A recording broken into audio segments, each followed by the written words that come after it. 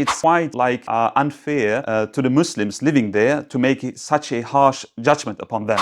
The Muslims, what they give me as feedback, they were quite surprised and shocked at the same time as I was about how Yasir Qadhi has described the situation of Muslims here in Germany. Yasir Qadhi's complaints, with all due respect, is fear-mongering them, in my opinion. Just listening to what you just mentioned. There was a Molotov cocktails, there was harassments against the Muslims, and one of them was even 10 years old. And he just said this in 2002, that the best form of integration is assimilation, means completely dismantling and cancelling your Islamic identity. Personality such as Yasir Qadhi needs to reevaluate and have to look upon the facts before giving such a statement. The Turks have been living here and now they are a permanent part of German society, but German society from the other angle didn't focus on them, let alone building and establishing integration programs, language courses and so on. This was not on the agenda whatsoever. بسم الله الرحمن الرحيم الحمد لله رب العالمين والصلاة والسلام على نبينا محمد وعلى آله وأصحابه ومن تبعهم بإحسان إلى يوم الدين ما بعد السلام عليكم ورحمة الله وبركاته حياكم الله, and welcome to our dear brothers and sisters who are watching another episode of Beyond the Surface. And today is a special episode, like they all are, but today is an extra special video as we are in Dortmund, Germany. And we've had an invite by some noble brothers, walillahi alhamdu wa minna. I've been here for almost 2 days and the hospitality has been amazing. I ask Allah subhanahu wa ta'ala to reward the brothers and sisters involved and those who obviously supported the events that we obviously attended recently. And today's episode will be quite enlightening, and at the same time we will need to obviously clear the misconceptions and the reality by one popular speaker who forwarded some inconsistencies and did not shed the true reality of our brothers and sisters' plight in Germany, and other discussions that will be centered around this particular topic. So today I have a noble, honorable guest, and it is our brother Emre. Assalamu alaikum wa rahmatullah. Wa alaikum salam wa rahmatullahi ta'ala. And Emre is one of the brothers who I met as part of the, obviously, the Majmu'at, the organizations of brothers that invited us, as well as other brothers from Birmingham. And we've had some, pleasant time. We've had some different laughs and jokes, and on top of that, serious topics that we've been discussing. So whilst we're obviously talking about the, our communication and our meeting, just give us an introduction about yourself, Emre, and so we can open up the discussion. And there's some very sinister, plots, or if not plots, inconsistent storytelling by a popular speaker, which we need to really iron out. So yeah, just tell us a bit about yourself, your background, and we can start this particular show, inshallah. Thank you very much. Bismillah ar-Rahman ar-Rahim. Walhamdulillahi Rabbil Alameen. As-salatu was-salamu ala ashrafil halqi wa sayyidil mursaleen. Sayyidina Mawlana wa ala alihi wa sahbihi wa man da'a bidawatihi ila yawmiddin. Jazakallah khair, brother. I feel very honored to be your guest on this podcast, to be honest. If I just consider the high caliber guests you just had thus far. Last time it was Dr. Abdul Wahid, our beloved Dr. Abdul Wahid, mashallah. And it's definitely an honor for me to be on your podcast, and it was a pleasure for us to host you here in Germany, and to get in particular. It was a very a good experience. I hadn't think that you're going to be that casual. Once we go outside, mashallah, in front of the camera, I'm following you for a long time, to be honest. I really appreciate your efforts and your work over there in the UK. And I was a follower of your podcast and on your channel as well. And it was good to see that off camera you're quite natural and quite casual. That's good to meet personalities like you. And you just referred to what was recently published from a so-called scholar and personality from abroad. It was, I think, just to introduce it like this, it was quite surprising, to be honest, for us, living here in Germany. I was born and raised, by the way, here in Germany. I'm 32 years old now, and was living in Dortmund all the time. My parents are here. My siblings are living here in Germany, but part of my family is still in Turkey. So originally I'm from Oh, okay, Turkey. mashallah. And obviously the biggest Muslim community living in Germany are the Turks for decades now. And the first one came in the 60s. And my grandfather paternally was one of them. And we are Okay. living here for fourth generation. And Wow. as I said, it was quite surprising and partly even shocking to hear such things from such a personality from that caliber Okay. about the reality. And I think in general, I think we will dive into that. Of It was course. quite misrepresenting and Wow. misleading at the same time. I don't want to doubt his sincerity, but I think there are many points which need to be tackled and addressed, Which I will be guess. Bi'inil al-Karim. And the popular speaker that we are alluding to is Dr. Yasir Qadhi. Dr. Yasir Qadhi was in Germany recently from memory, is that correct? Yeah, And when he returned back, correct me if I'm wrong, Habib, that he was addressing his congregation about his experiences of the reality or lack of in Germany. Is that a absolutely. fair comment? Yes, I think I just got to know that he was in Germany once he returned and made this khutbah, I think in the Or was US. there a khutbah? Yeah, there was a khutbah. I think he addressed this topic, if I'm not wrong, I think it was a khutbah, a Friday khutbah, in which he has just addressed and like issued the reality of the Muslims living in Germany in particular. So I Okay. think he was in Germany. He just told that he was having a stay in Germany and the things that he just have experienced over here. And Okay. then he returned to the US and made a khutbah about the Wow. Muslims there. I think he was in the region of Frankfurt, which is not too far away from us, but Okay. that's a different city. And Okay. I think he was with some Muslims there. I don't know with whom he was. Fair I enough. don't want to be unfair, but I think he just got some wrong impressions, Okay. just to name it like this. Would you be of the opinion, and again, we don't know for sure because at the end of the day, we only speculated, but is it possible he was here for a short period of time and he fell for the propaganda of, German media? Or do you feel that he was informed from those brothers in particular who was in Frankfurt or invited him Yeah. that addressed these lack of the facts in Frankfurt or in Germany generally? Which one do you believe? Is it the media he fell into, reading articles, or listening to brothers potentially that invited him to Frankfurt or Germany? Yeah, Which yeah, I one do see, you I think? see. I think that's a very legitimate and good question at the same time. When it comes to me, if I travel around the world, and I do a lot, and I've been to the UK, for example, many times, I would stay away from making a general statement about the situation of the Muslim community over there, because I think that's quite unfair. If I don't live there, if I don't have a deep relationship, and if I don't engage in that particular community, especially in the Muslim community, who I am to make a statement, a absolute statement, and even condemning what is happening over there. So I would say that it's not to my scope to comment on that. I would say that this is my impression. This was my experience. Everyone is like is free to express his personal experiences from the short period of time he has spent over there. But I think it's quite like unfair to the Muslims living there to make such a harsh judgment upon them. And therefore, I would say that you should be very, very cautious if you make such general and like very harsh judgments and statements. And that is that what it was? It was harsh statements against the German Muslim community. To be honest, I just perceived it like this. Okay. I think, and this is what I got from other Muslims as well. Okay. So therefore, I don't know with whom he got in contact, but the Muslims with which I am around, and I have many contacts here, to be honest, like from the Muslim community, whether it's the imams, whether it's some Muslims active in the society. I know many of them because of my profession as well. I have many social contacts, and Okay. the Muslims, what they give me as feedback, they were quite surprised and shocked at the same time Wow.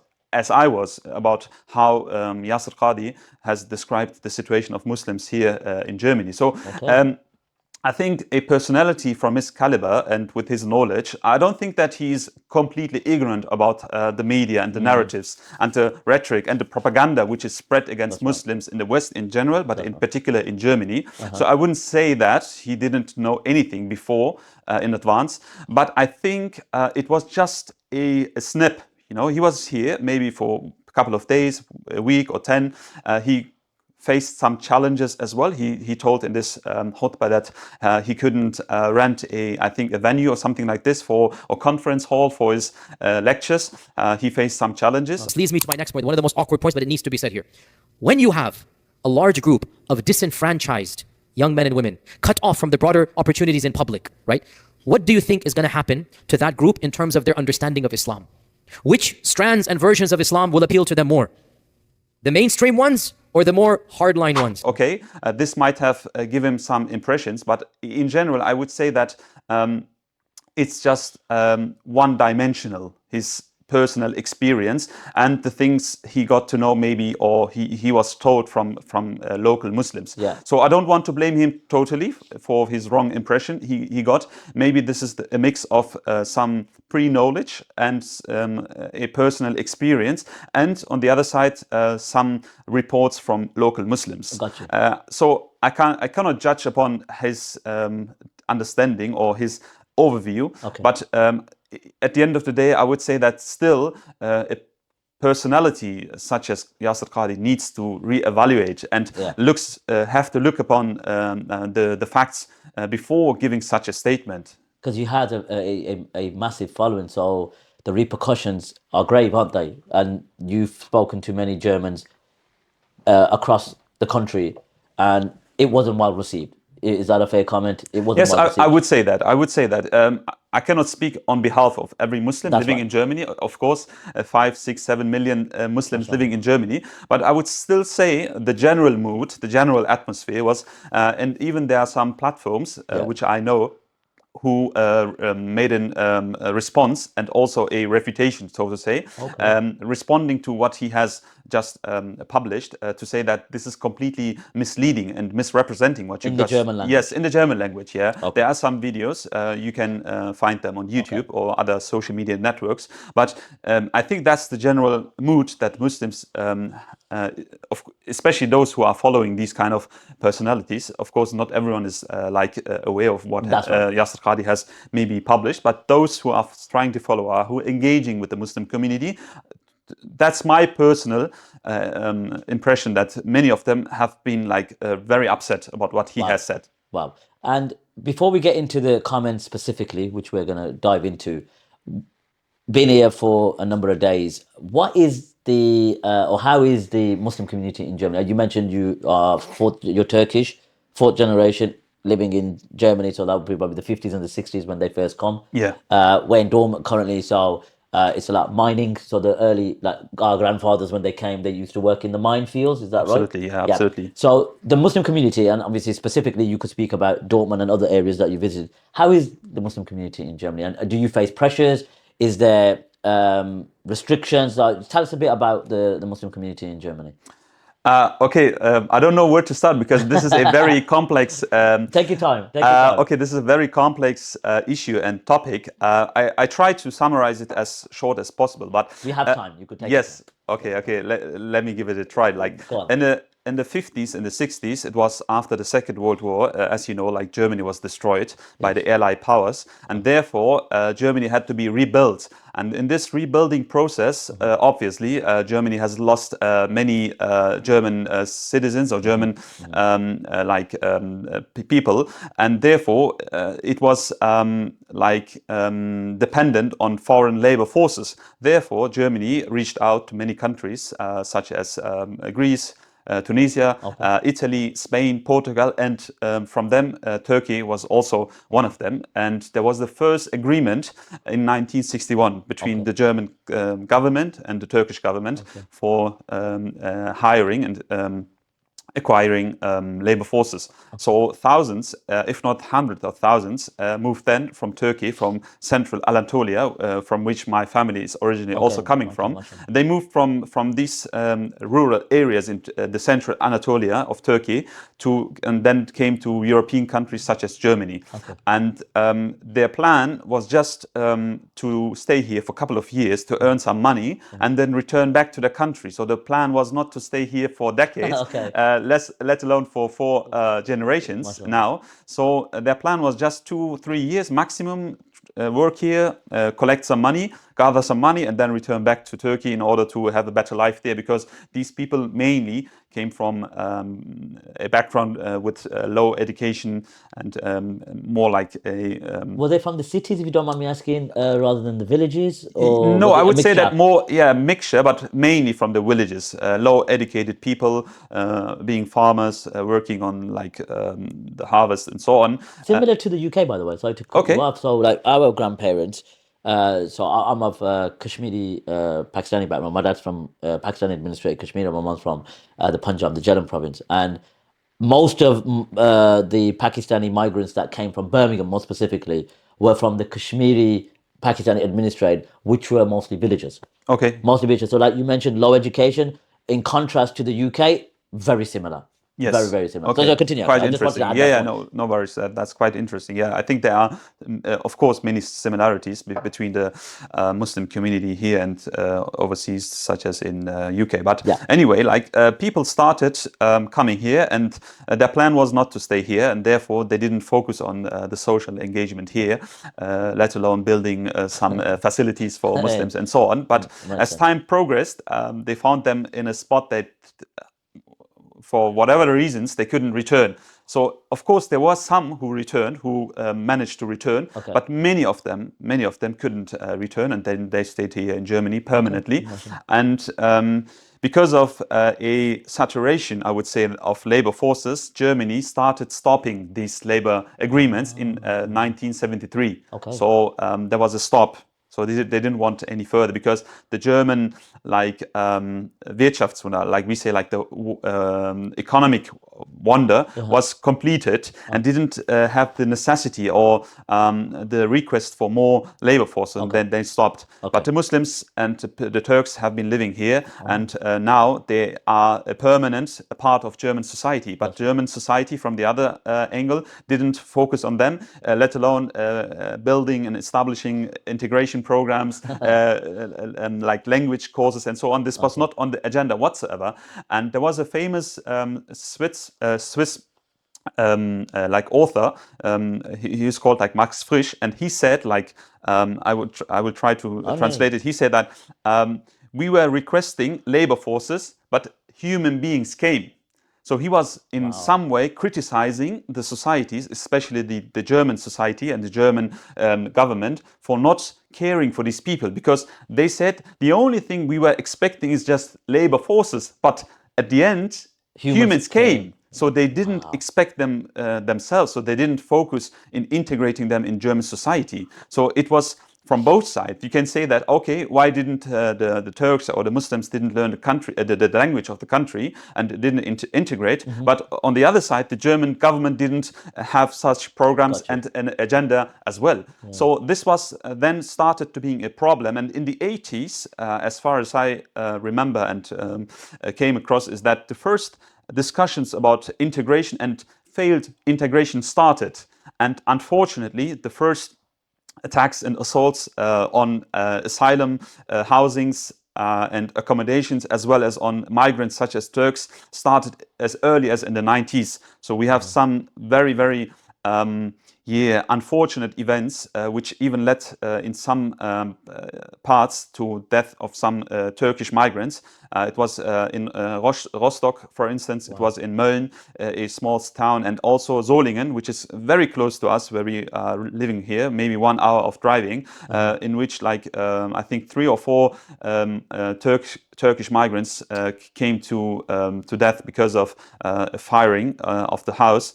And Awesome. under them, yes, there was a Molotov cocktails, there was harassments against the Muslims, and one of them was even 10 years old, a 10-year, 14-year-old girl, and their grandmother, who was 51-year-old. So 3 came, lost their lives because of this firing from the far rights. Okay. Because of the general atmosphere in the German society and the harassments and the incitement against the migrants in general have a massive increase, and that's what was leading to the upcoming of far right movements and also like direct attacks on Muslims. Wow. That was the general framework in the 90s, and then obviously we know what happened in the beginning of the 2000s with the events on 9/11. Yes. And you have similar programs in other countries, the Prevent program, and so on. In the UK, you have like, I think in the US, you have the same program which was established after the events of 9/11. And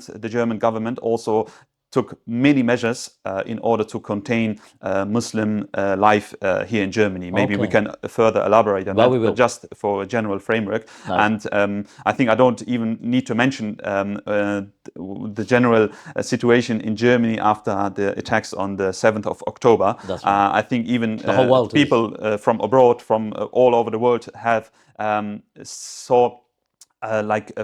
being like frustrated. Islamophobia. Yeah, the Islamophobia and the double standard, the hypocrisy the German government in particular has applied on these Palestinian cause and the Muslims, Yes. especially. So I think that's very obvious what has happened over the course of the. I can see, and that's I like to Galafia for the insight, breakdown. The situation in the UK is not very different from Germany. Like when you mentioned them, and Allah subhanahu wa ta'ala have mercy upon those who died in those riots, and we've had similar in the UK as well. Like vigilantes, we had BNP, we had the National Front. Now we got Britain's Finest, or Britain First, rather than Britain's Finest, Britain's First, Tommy Robinson. Yeah. There's a strong wave of Islamophobia that's emerging, especially in mainland Europe, and we're seeing obviously bigots and Islamophobes in the UK. So you see, in your opinion, living in Germany, that over the time that you've lived here, is increasing. This wave of Islamophobia. Definitely. Did you see that? Definitely. Like as I said, like in the 90s, it was like maybe here and there some attacks, which is not to be defended anyway, but still, it was not a general framework and not a public opinion. It was more like against migrants, but later on, it was directly canalized to Islamophobia, I would say, in the 2000s and especially in the 2010s. I would say that it canalized to Islamophobia. And what I just want to bring forward here is that it was not the far rights per se who have been at the forefront spreading this kind of Islamophobic atmosphere, because it is being portrayed not even by the government nowadays, but also I was having the impression that even Yasir Qadhi was saying that when Muslims started sticking to their deen and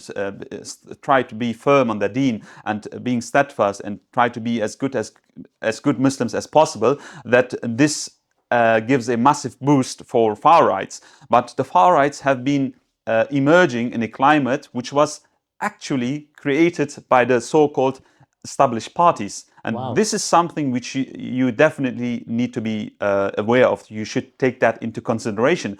All the rhetoric, all the policies against migrants and Muslims in particular, all the statements, Islamophobic, anti-Muslim statements have been pushed and have been published by the so-called old established parties. It started as early as 2002 when the former Home Secretary of Germany, Otto Schily from the Social Democrats, said the best form of integration, so let me be frank, he said, let me be frank, the best form of integration is in fact assimilation. So he was saying that, okay, it's not enough for the migrants who were living in the third generation, as I am in the third generation. It's not enough for them to speak the German language, to raise here in Germany, to go to school, to go to university, to pay their taxes, to abide by the law.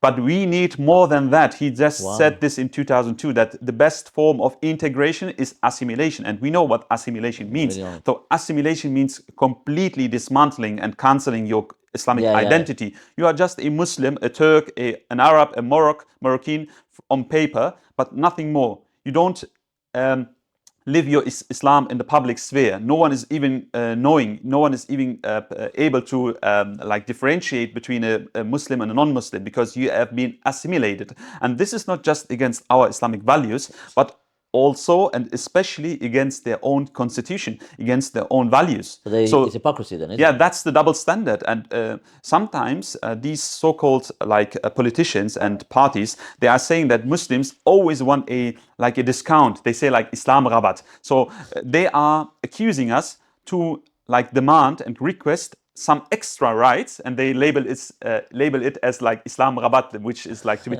translated as discount. Islamic discount on some laws and some rights, but we don't demand. I was going to follow up on that. Is that the case? No, that's why I'm trying to highlight. So we are just referring to the rights which have been given us by the Constitution, which are given us by the German law. We are not demanding extra rights. So assimilation, where in the Constitution can you find assimilation? In fact, you will find that there is a freedom of expression. There's a freedom of religious practices. Wow. So, in the German Constitution? Yeah, that's in the German Constitution. So you have this, I think it's the fourth article, if I'm not wrong. I guess that's the fourth article in the German Constitution, that every citizen, that every man and woman in Germany has the right to express his opinion, and also has the right freely practice his religious beliefs and convictions. So that's a complete contradiction. That's right. So we are just addressing and issuing these kind of clear-cut contradictions. We are not demanding any extra rights whatsoever. And if people start to comment on this, to say that Muslims always want an extra right and want an extra discount, that's definitely not the case. So that there is false propaganda which stems from Islamophobia. So freedom of expression, freedom of religion, it's in the German Constitution. This assimilation, it's demanding more. Yes. And they want to strip, the Constitution, in fact, in order for one community, and that's the Muslim community. So to now follow up, I'll let Barry feed this very, very, very vital information. Now, Yasir Qadhi came over 2 months ago. So we've given a little synopsis, a little overview about his khutbah that he delivered. So what are the contentions now? So we've understood the German community about its background, about the rise of Islamophobia. They're not demanding, so the German Muslim community is not demanding extra rights or extra leeway, or like you said, and I'll try to pronounce it, Islam Rabat. Yeah, Islam Rabat. Rabat, yeah, so I almost got it. So Yasir Qadhi, he came, what did he say? What's the problem? Yes, I think he started describing, similarly as I tried to do, the general developments and the history behind the migrants. And I think to a certain degree, I would definitely agree on him. So there's nothing wrong. I wouldn't say that there's anything in particular which was misleading in that part of his khutbah and his speech. Okay. Yes, that's the reality, as I try to portray as well. But just to blame the migrants, I think this is very short vision. It's not just the migrants, because the migrants and the Turks and the Muslims in general, yes, they try to integrate. They try to give their best. I don't say that there is nothing which is harmful or anything which is against the law in our communities. If there is something, yes, you can condemn this, and that's completely fair, and that's completely okay. But it's not about just some individuals which have not been abiding by the law or doing some crimes or something like this. This is, I think, from Islamic perspective, a clear-cut aspect. And I think you have a similar situation and a problem challenging you right now in the UK regarding this grooming case. the grooming and the rape gangs and so on, to blame on the Muslim community, especially on the Pakistanis. That's right. The Islamic position against those kind of crimes is, I think, clear-cut. But if you try to link it to Islamic values and Islamic principles and your Islamic way of life, I think that's where the problem starts, because you have 5, 6, 7 million Muslims living in Germany, and if you blame them all together and constantly demanding from us that we condemn these kind of things, I think that's where the issue emerges. So I think, yes, okay, the development and the history, that was correct. But if he's now starting to make a false link to say that Muslims are to be blamed themselves because they are isolated, they have tendencies towards so-called radical ideas, and therefore they push and boost the support and the upcoming of so-called far-right movements and far-right parties such as the AfD, the so-called Alternative for Germany. But in fact, he is neglecting and denying the fact that the AfD was created, as I tried to portray, in an environment which was created directly by the so-called established parties in Germany.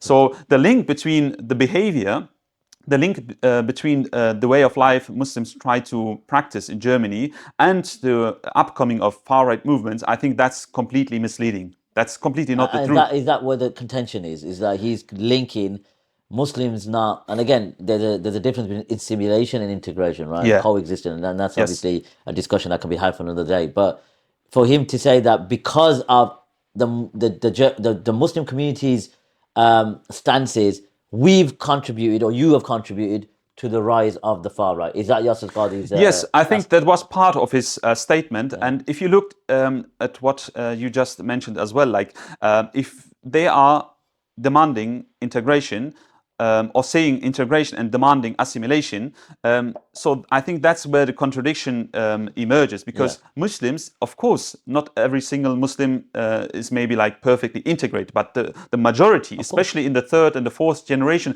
they don't even speak their mother language, or even don't speak it that well as they do maybe the German language. The same goes for me as well. Like even though I'm fluent in Turkish, I would definitely say that I'm more fluent in German than I'm in Turkish. Likewise, I mean, Yes. I'm more fluent in English than Punjabi. Yes, so that's the reality. Muslims are part of the society. They are going to school. Some of them are studying. Open some of them, businesses and some entrepreneurs. Yeah. We have many Turks, for instance, who have established like very popular and also very like deep-rooted enterprises and some companies. They are giving workspace also for many people. They are paying the taxes, and a Turkish scientist that found the COVID vaccination? Yes, that was a pair, a German pair, originally from Turkey, which was one of the main inventors here, BioNTech. What more do you want, sir? I think it was in Mainz, near Frankfurt. They were heavily involved in the finding of the COVID vaccination from BioNTech, the company BioNTech. So you can see there from those particular points that you've raised that the Muslim society or the community in Germany have integrated to the best of their ability. Yes. They've contributed towards obviously the German economy. So Yasir Qadhi's complaints, with all due respect, is fear mongering them, in my opinion. Just listening to what you just mentioned, he's throwing like doubts or lack of concrete information to build a case against the German Muslims in Turkey. Yes. The other way around, the Turkish community or the Muslim community in Germany. Would you agree with that? Yes, absolutely. And if you look what kind of developments you had from the German government side, you will see that even though we try to integrate and still stick to our Islamic values and principles, you see on the other side that the German government was trying to crack down on the Muslim community by discussing the topic of the hijab of our sisters, as it was similarly in other neighboring countries such as France, Switzerland, and Austria, up until this very day. The thing with swimming courses or swimming classes in the school, we have a big issue.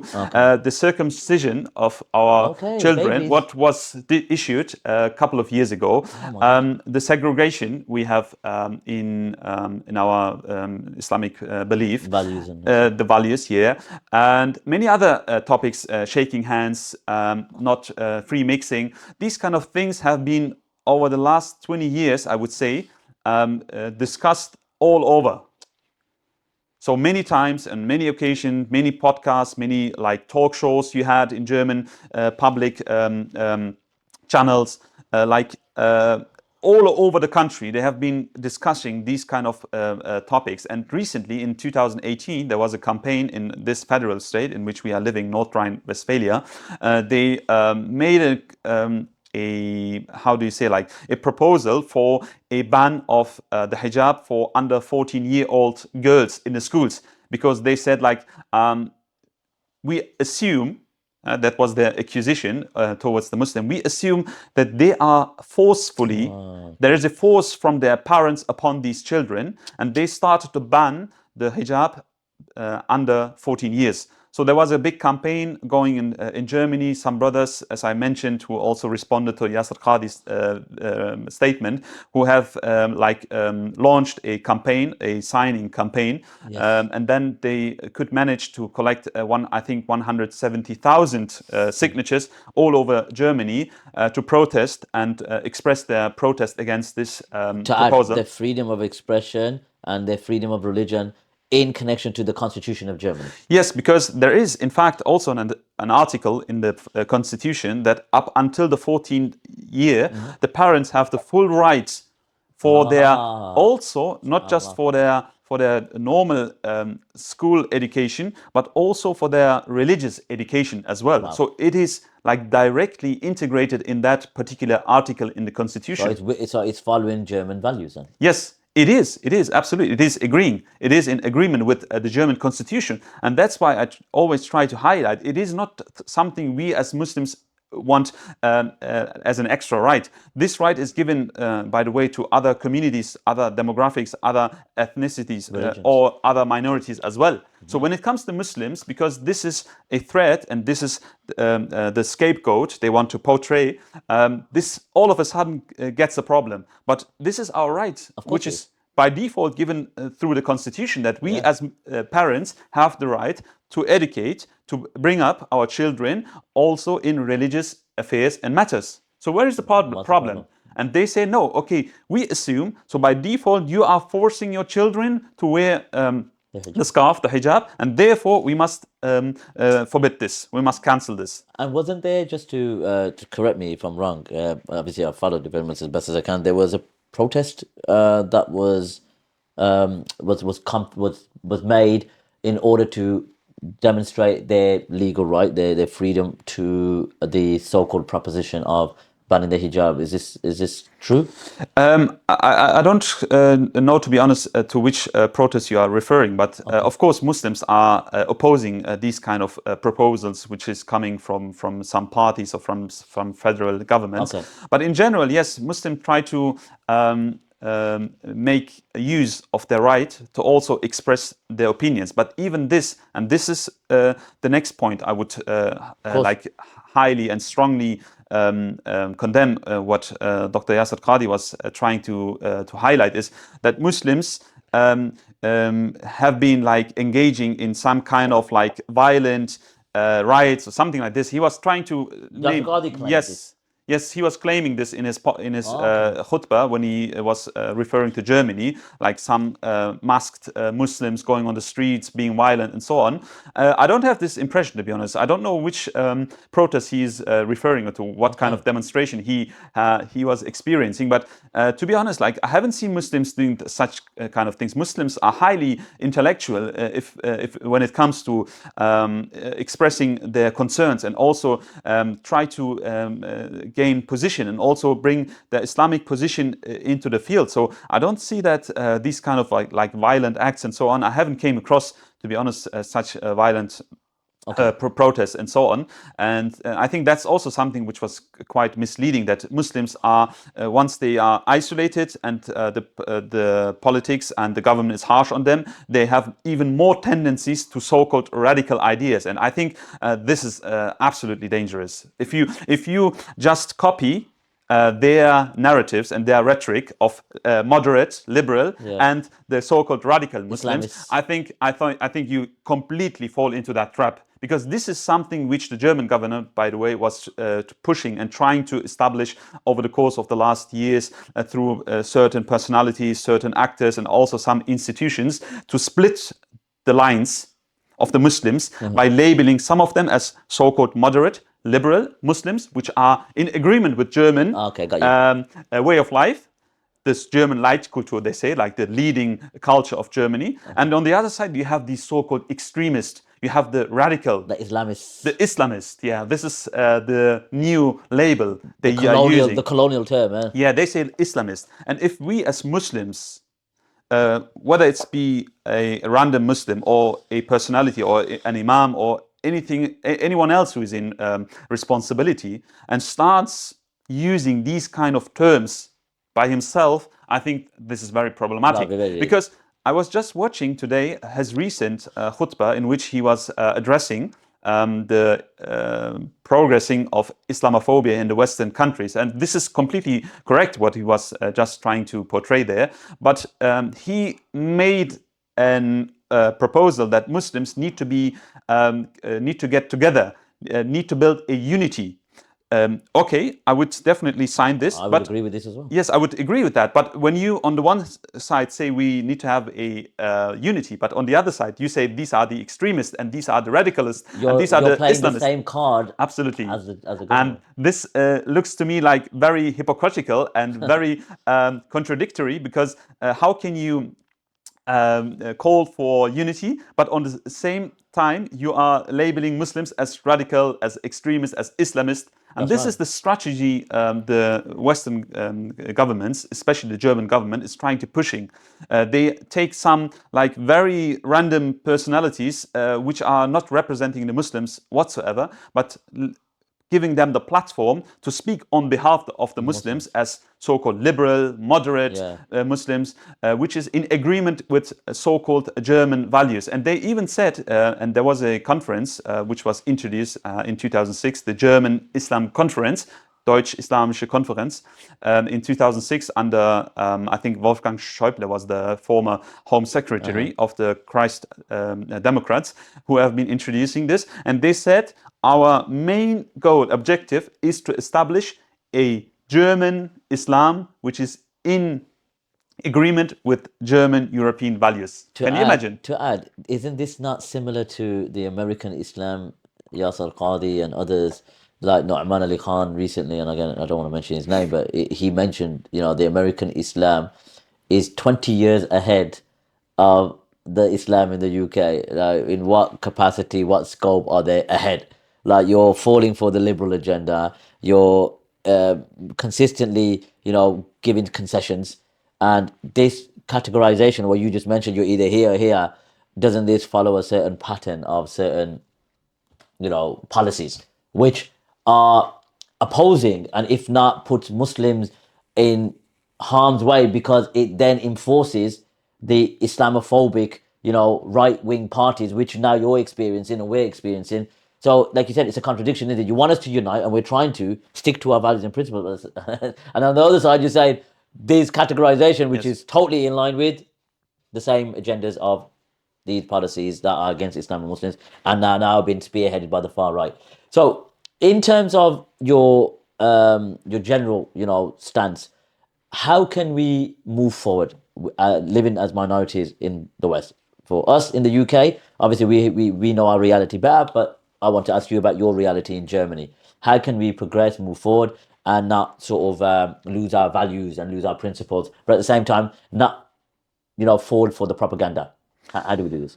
I think that's a very legitimate and very good question at the same time. And if you also refer to what has Yasir Qadhi said in his video, that he was quite shocked when he got to know that there is a Muslim population in Frankfurt of 15%, and they had 0 representatives in the local parliament or government. He was quite shocked to hear these kind of statistics. But let me ask him, like, you could look into the camera. Okay, let me ask you, Dr. Sheikh Yasir Qadhi, this participation in democratic systems over the course of the last years and maybe even decades in many countries, not just in Germany, but also in the UK, in the US, You have some representatives, so-called representatives, whether it's in the US, in the UK, I know you have some Muslim Independent. MPs and some independent MPs which were pushing and candidating in the recent general elections in the UK. And we have some members of parliament in Germany as well, who are from so-called Islamic or Muslim background, or let's say like from Muslim majority countries. But let me tell you this quite frankly, that these are the ones who are at the forefront in inciting and propagating against the Muslims. So how can you reconcile between the amount of so-called representatives of Muslims, which we have, in fact, but on the other side, you have these kind of people, either, as it was the case in the UK, they are voting against any kind of measures to stop the genocide in Gaza. These have been the Muslim MPs, some of them. Either it's promoting the LGBTQ agenda in US or UK, or here in Germany in particular, taking measures and supporting them, giving their votes to be harsher and cracking even more on the Muslims here. Cracking down on the Muslims here in Germany. Is that what's happening with German Muslim politicians? Yes, absolutely. They're rhetorically at the forefront. When they are speaking in the parliament, they speak about Islamism, they speak about the danger, they speak about the threat from the Muslim countries, they speak about the parallel societies which are establishing themselves in German society. Which are right-wing rhetoric.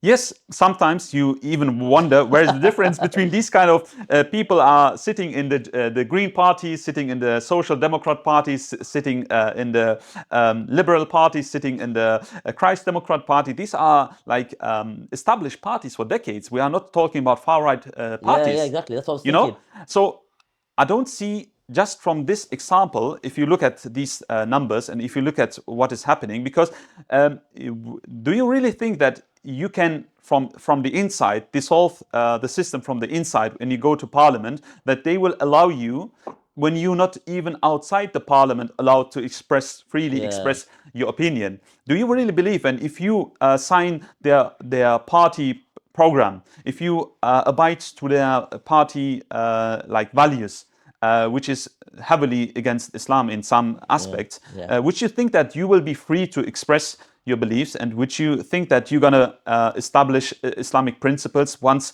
or the interest, you will represent the interests of the Muslims once you got into parliament. Look what happens. Either you are with them, and there was a recent case, just to give a particular example. Aydan Özoğuz, she is from a Turkish background. I think she was grown here in Germany. I'm not sure whether she was born here or not, but she's perfect in German. And she is a long-time member of the Social Democrats, and even was the vice president of the German Bundestag, which is the German parliament. So the person who is just on top and speaks and giving the right, what do we moderating, call it? Yeah, so we call it the speaker in the House of Commons. Similar. I would say like similar. And she just shared a post from someone else I think on Twitter about the genocide in Gaza a couple of months ago, and all of a sudden, all the parties, all the politicians across the German landscape started to really propagate against her, to incite against her, that she is an Islamist, she is supporting Islamism. So she is a well-established politician. I don't say that she is representing Muslims whatsoever, but just to show that your Turkish origin is enough for them. Once you start doing these kind of things in supporting the Muslim or the genocidal case in Gaza, just by sharing, nothing more, not commenting, just sharing what is happening in Gaza, she was really dismissed, she was really cancelled, she was really attacked rhetorically from all the political parties for being a supporter of Islamism, anti-Semitist, and so on. These known labels. So you see, like, even those people who are not practicing Islam, who are not representing Islam, just by having an Islamic and Muslim background, this is enough for them to be a scapegoat once you are doing something which is against their interest. So how are you expecting us to be part of the parliament, be part of the political landscape, part of the political system, and still stick to our Islamic principles, still stick to our Islamic values, to our Islamic scale and measures? Of course. I think that's by default impossible. And I think the reality has shown us that it's not possible to do it like this. So from this, you shouldn't conclude that Muslims should be completely passive, go home and be firm on their deen, just being steadfast, just being patient and so on. No, you can try to organize the Muslims outside the parliament. Yeah. So you can be politically active outside the parliament. So this is outside the political system. Yeah. Without taking any violent measures and so on. I think that's a clear-cut... That's a prerequisite. Yeah, I think that's a clear-cut position Muslims in general have. So why can't you organize, try to bring the Muslims together? Dr. Yasir Qadhi was calling for this in his recent khutbah, as I just listened. He was calling for unity to oppose Islamophobia. Yes, this is something I would definitely agree on, and I would put my sign underneath. But everyone would. Yes, but is it through the parliament? Or is it also through labeling Muslims as extremists, as Islamists, and so on and so forth? That's true. These kind of labels which are putting into place by the governments. So I think that's the wrong approach if you do it like this. And the classification for him to label certain German Muslims as, whatever, do you think it's a bit hasty with one visit in 10 days to do a full khutbah? I think that's a bit brave if you ask me. Like me going back to the UK, and I don't really have a full picture of what's going on in Germany. I feel it's just unwise for anyone to just make a bold statement or deliver a khutbah when you're not really in tune with the reality. Do you think that was a bit that it was uncalled for and at the same time not productive from Yasir Qadhi? Absolutely, like you just described. Just giving an example from myself, I've been, I think, to the UK 7 times in the last 8-9 years. I know your story. I've been to the UK 7 times and stayed there for a couple of hours, for a couple of weeks, and got in contact with Muslims, local Muslims, and had a quite decent impression about the work and the struggle the Muslims are facing over there. But still, at the same time, I'm also following the YouTube channels and also the social channels of many personalities such as yours, mashallah, tabarakallah. And still, I wouldn't say that I have a clear vision and overview about the community in the UK, even though I'm following it now for at least 10 years. Wow, that's a long time.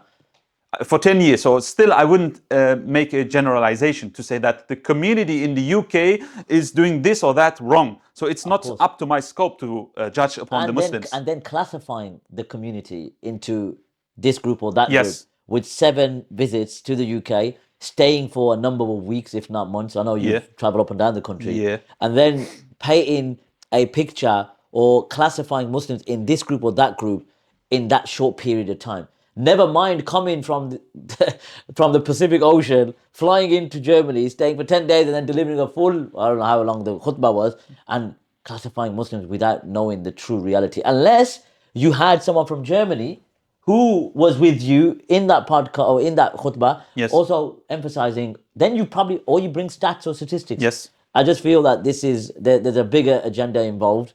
And again, I've said this on record, so there's no harm in saying it now, that the American liberal mafia, or their understanding, is definitely appeasement.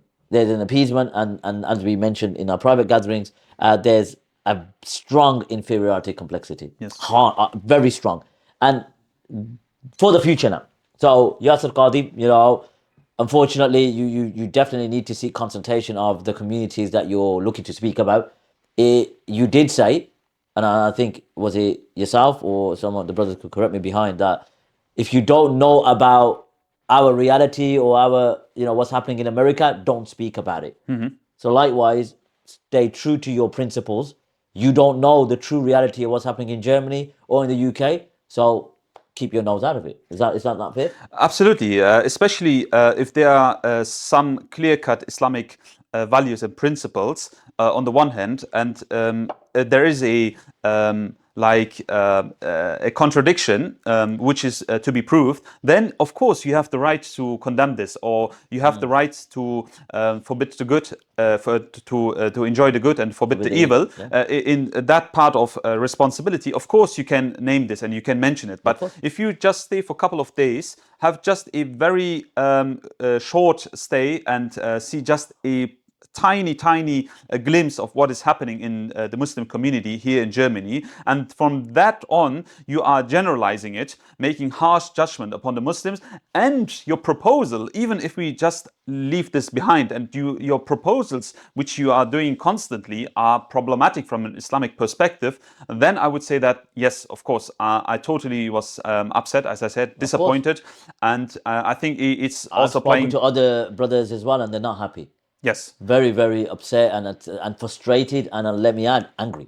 Yes, and I think the way of constant compromising and appeasing the so-called society and also the government is leading us to nowhere. It's getting worse and worse. Let me be quite frank.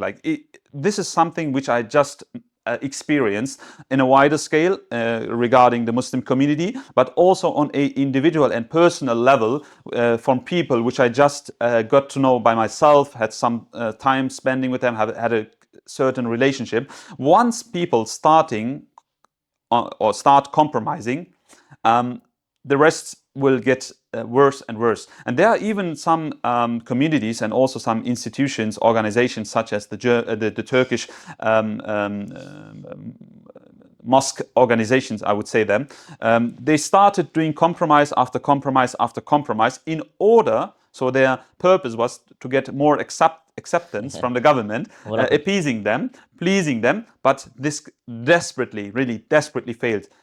I will just give you a particular example of the biggest Turkish institution here in Germany, which is the DİTİB, which is a organization for the Turkish mosques, the most famous and the most common one.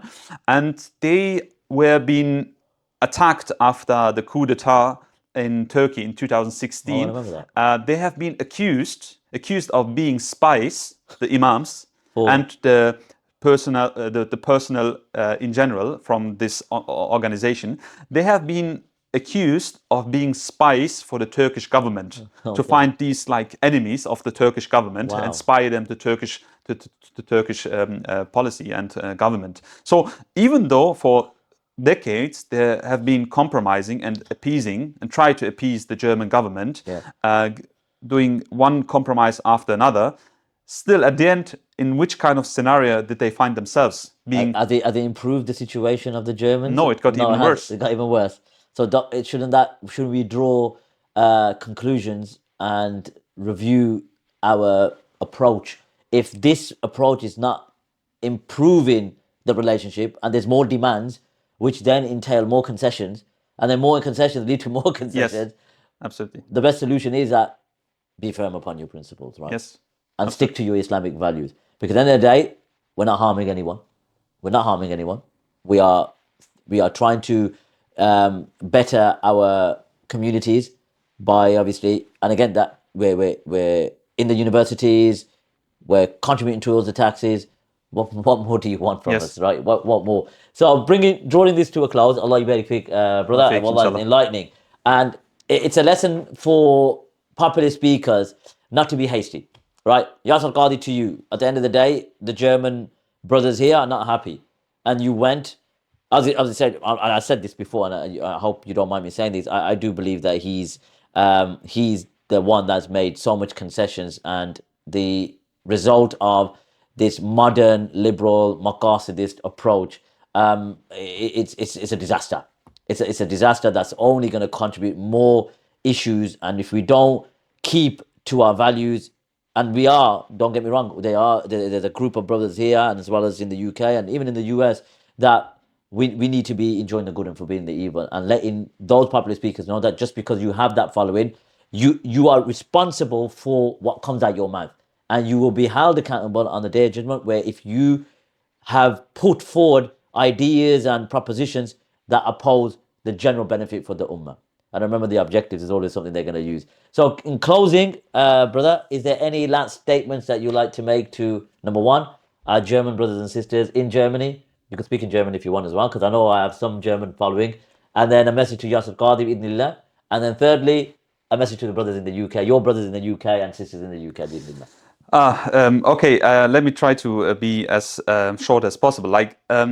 Just for clarification, even though I'm 32 years old and living here in Germany, obviously for 32 years, I haven't feel as alienated as I do nowadays. SubhanAllah. So this is quite shocking, and to be honest, like I was just discussing this with a colleague on my working place just recently, and he was quite surprised as well, because I have admitted that I haven't felt more alienated than I do these days recently because of the developments.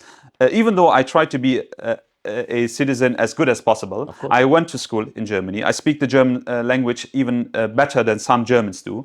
I have been to high school. I've been to university for 6.5 years. I'm now working for more than 6 years in my job, paying my taxes, have been not involved in any crimes whatsoever. Still, people outside reduce my appearance to my outer appearance, because I'm looking Muslim, I have black hairs, I have dark hairs, no and white hairs I'm looking alien, and that's the thing to which I am reduced. And the same goes for my wife as well, because it is more apparent with them, with obviously their hijab and their covering and so on. Even though she made the same career and she made the same road, went through the same road. He was born in Germany and so on, went to school, university, working for a couple of years. Still, when she's going to groceries, buying something, supermarket, and the Germans look at her, she just reduce her to her outer appearance and see a threat behind a wheel. And I think that's a big issue. And these kind of people who are promoting that we should appease the government, we should appease the society. We desperately tried for decades. Muslims tried. They tried. The debate or whatever they're called. Yes. Like Muslims in general try to be as good possible as good citizen as possible. And we know that from our Islamic perspective and standpoint, we have to abide to the rules. That's not a big issue. But as I said, if we are expressing our opinions, if we try to practice our deen, we are doing this in agreement, in full agreement. And this is something I would also like to call and to tell to my Muslim fellows here in Germany. We shouldn't be like shying away. We should be honored and pride of Islam that we are not demanding, requesting anything in particular, anything extra. This is our right, which is by default given by the Constitution. And we should go to the society.